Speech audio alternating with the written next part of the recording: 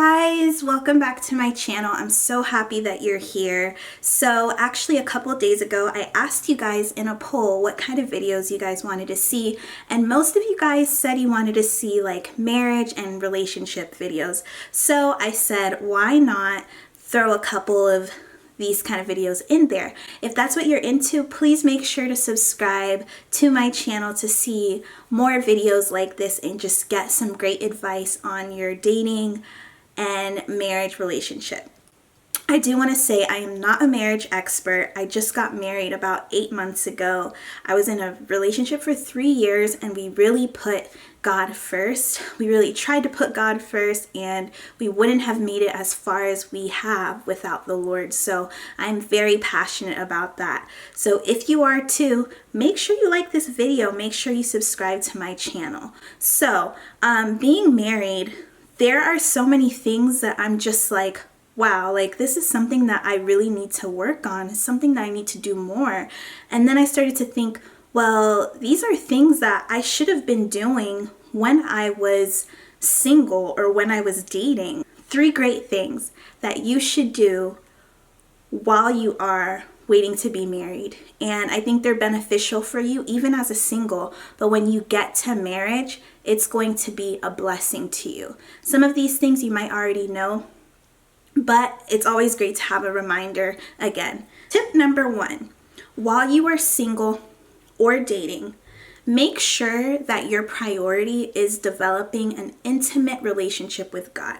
A type of relationship with God where you hear His voice, where you receive direction for Him, where you're living for Him and you're loving Him, because it gives you such an advantage when you get inside of your marriage. When you get married, there's going to be a lot of things that will happen, a lot of struggles, a lot of like just difficult situations to work through. And so when you have built a lifestyle of walking with God, you place yourself in a better position to handle the things that come up in marriage. Marriage is beautiful, but it is hard. It's one thing to deal with life struggles on your own as a single, and it's a whole nother ball game to deal with it with somebody else, someone who has a different personality, a different upbringing. You really want to make sure that you've developed like just this intimate relationship with the Lord for so many reasons. So I have written down a couple of reasons. Developing a personal relationship with God, with the Holy Spirit as well. It is so beneficial because, one, in your singleness, you by walking with the Lord, He can heal you. He can heal you from past hurts that if those past hurts are not dealt with, it will come up in your marriage, and marriage is going to be difficult. Another reason why it's so beneficial to walk with the Lord in your singleness and develop and strengthen that relationship is because you want to be able to develop a prayer life. I mean, my husband, I love him, but sometimes he gets on my nerves. And that's one. 2, sometimes the enemy is just going to be prowling around. The enemy is going to be after your marriage. He's going to be after your home, your children, after your sex life. I mean, everything. And you want to have been able to develop this prayer life where you are literally submitting your marriage to God in prayer. If you haven't developed a prayer life, then you in trouble. I'm sorry. You in trouble because you have to be able to pray. You've got to be a praying woman. And I think that developing a relationship with God and developing like that familiarity really puts you at an advantage. For me, for example, God speaks to me a lot through dreams, and because I have a relationship with Him, He reveals things to me about my marriage, things that are going on in the background, different attacks, and I am up in the middle of the night praying, covering my husband, covering our home, covering our children, and I would do that even before we knew we were carrying a seed, but it just really puts you at an advantage. You want to lift up, be able to have developed a prayer life so that when things come up, you already know how to pray about it, because marriage it's a beautiful thing, but it's something that we cannot do alone. And if we want to have a successful marriage, we have to have the Lord in it. The only way to have the Lord in it is if you have been walking with God and you have a personal relationship with him. So another thing that I want to say, I'm trying not to talk too much, but another thing I want to say is that having a relationship with God in your singleness and really working on your relationship with God in your singleness is very beneficial, because you literally have all the time. When you get married, you now have to like figure out how to really put the Lord first, because now you have a spouse that you have to consider and all of these things. And so while you're preparing, make sure to just strengthen that relationship, so that way you'll be sensitive to the Holy Spirit, sensitive to what the Holy Spirit is saying. If you and your spouse get in an argument, you'll know how to deal with it because you have had that relationship. So y'all know what I'm saying. So comment down below if you are currently single or dating and you are working on your relationship with God, like that is a priority for you. Make sure you guys comment down below. All right, next. So this one is very, I think people will have different opinions on this, because I know not everyone has like the same beliefs, but my thing is learn to be a homemaker. Learn to make your home a home. Let it be a peaceful environment. Let your home be a home that when people come, they feel welcome, they feel loved. And before we even talk about people, learn to make your home a home where your husband loves to be. This is something that you can work on while you're single, while you're dating. You know, learn how to properly clean your house, learn how to make some meals, learn how to host people. Make sure that these are skills that you take seriously, because I believe that when God gives us something, when he gives us a home, when he gives us a marriage, we should be able to steward it well.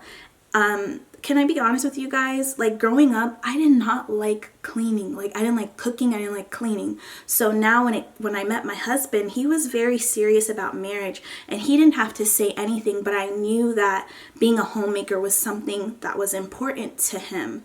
But as I'm walking with the Lord, I'm seeing that like being a homemaker and stewarding your home well is deeper than just doing it for your husband. I feel like it is a place when you really just take care of your home, and that's not just like cooking and cleaning, but also praying over your home, making sure that the atmosphere is attractive to the Holy Spirit. You know, that's the biggest thing. The reason that I feel like this is going to be important in marriage is because your home has the ability to produce strong people, anointed people, healthy people. You know what I mean? Like if your house is stressful, if it's dirty, if it's cluttery, what exactly is going to get produced out of that? I don't believe that anything good can come out of that. I don't know. I mean, God can do all things, yes, but there's power in stewarding your home well, you know, and making sure that it reflects God. And I know there's some girls that say like, oh, I don't want to cook, and I'm not like I'm not going to be the one cooking in the house all the time. And it doesn't have to be that you're the one cooking all the time, but it's a skill that's important to have, because what if your husband gets sick? What if your children get sick? What if your husband is the one that cooks, but for whatever reason he can't cook anymore? You're going to have to take over and cook. I mean, your children can't eat fast food all day.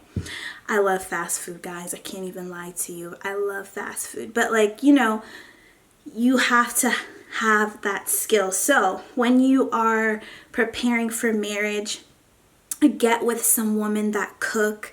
Get with some women that have secrets of cleaning. I remember I have a really good friend, hey Nani, that I love so much. She's really good at being a homemaker. That is a strength that she has. And so, you know, even when I was dating my husband, I'll text her sometimes like, hey, like I'm kind of concerned about being a homemaker and things like this. Like, what do you do? Do you have a schedule? What cleaning products do you use? I was willing to learn. So, you know, and be willing to learn, pick up some recipes. Like, and a couple months ago, my husband was sick. He was sick, and I was like, oh my gosh, like I've never taken care of a sick person. What do I do? And I text a friend, and I was like, hey, like, how do you make this tea, like a homemade tea that has like ginger and all these like natural herbs and things in it? And so I was able to make it, but I just feel like when I was single or when I was dating, if I would have picked up those skills, it would be very, very beneficial for my marriage. So learn a skill, learn a lot of homemaking skills, learn time management, learn how to plant, I don't know, like all these homemaking things. All right, and the last tip is chase your dreams. Chase your dreams. Chase the dreams that God has placed in you and work on them. Work on your goals. Do the thing in your heart that you know God has called you to do. Like, go full force. Because when you put two people together, sometimes it can become difficult, because now when you're married, you have to consider the other person. Children might come into the picture, and then it's like some friction. Like, just go full force while you have all the time, while perhaps you don't have any children yet. Take advantage, chase the goals, move to California. That's where I want to go. Move to California. Get your money up, invest your money. Because also what you want to do is you want to be an asset to your husband. You want to come in with some strength. You want to come in with, with value. You know what I mean? There are things too that you can teach your husband, like if you're a businesswoman and that's your thing, you can come into your marriage and teach your husband all of these great things that you have learned. I say this because for a long time, I didn't know what I wanted to do, and that's still something that I am working on. I'm trusting God to reveal it to me and to see like what my path exactly is. But it became very difficult for me personally to not really have like this passion or thing that I really wanted to do and that I was working on. And I think that it would have been very helpful to really have chased my dreams and chased what the Lord had put in my heart before being in marriage. I think it's very, very helpful. So don't sell yourself short while you have the time. Bring value. This is how you can bring value to your husband or your wife. This is how you can bring value to your marriage, is by putting into action those things that the Lord has put in you, those strong qualities that He has placed in you. So yeah, those are my 3 tips. So comment down below and let me know like which tip you guys resonated with the most. Is there any of these that you're currently working on or even struggling with? If you guys need help or clarity, as always, make sure you guys follow me on Instagram. I actually talk to people on my Instagram. So if you message me on Instagram, I will respond. That's kind of how I communicate with everybody. So make sure you guys follow me on Instagram _Sharon Melrose, and make sure you guys subscribe if you liked the video, and like the video if you liked it. Hope that makes sense. But you guys have a wonderful day. God bless. Bye.